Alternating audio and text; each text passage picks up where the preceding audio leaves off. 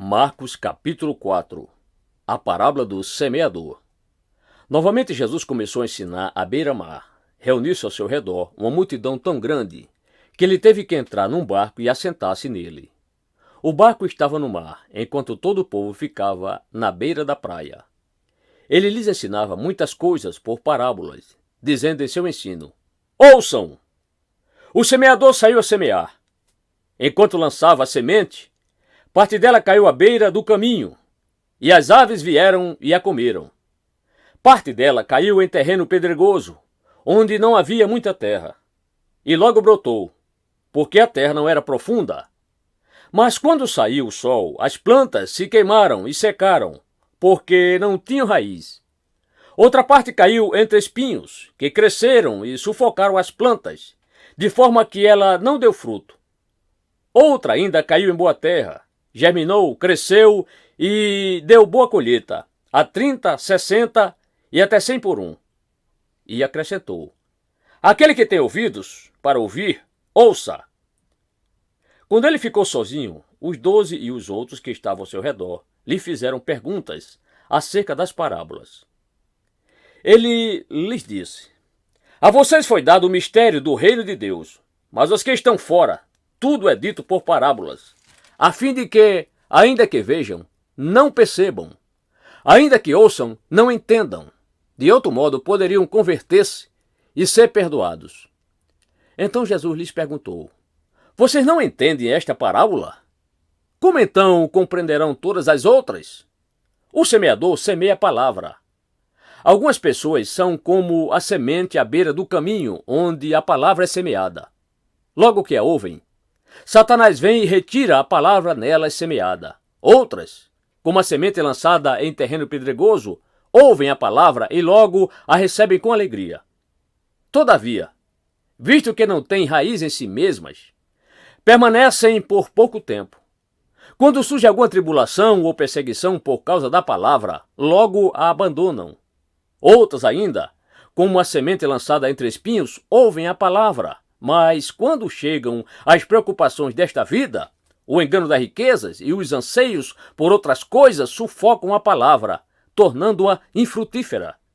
Outras pessoas são como a semente lançada em boa terra, ouvem a palavra, aceitam-na, e dão uma colheita de 30, 60 e até 100 por um. A candeia. Ele lhes disse: Quem traz uma candeia para ser colocada debaixo de uma vasilha ou de uma cama, acaso não a coloca num lugar apropriado?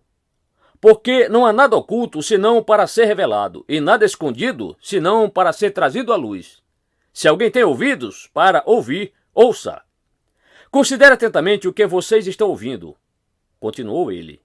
Com a medida com que medirem, vocês serão medidos, e ainda mais lhes acrescentarão. A quem tiver, mais lhe será dado. De quem não tiver, até o que tem, lhe será tirado. A parábola da semente. Ele prosseguiu dizendo: O reino de Deus é semelhante a um homem que lança a semente sobre a terra. Noite e dia, estando ele dormindo ou acordado, a semente germina e cresce, embora ele não saiba como.